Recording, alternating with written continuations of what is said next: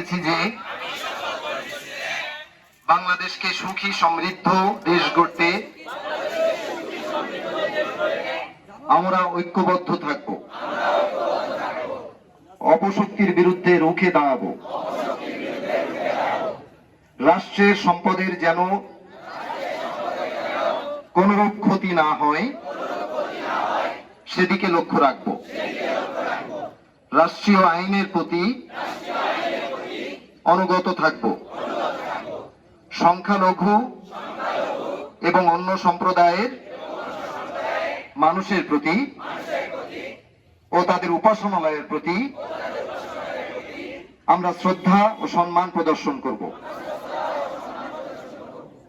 আমরা দেশকে ভালোবাসবো, আমরা দেশের জন্য আমাদের সবকিছুকে উৎসর্গ করব। ধন্যবাদ সবাইকে।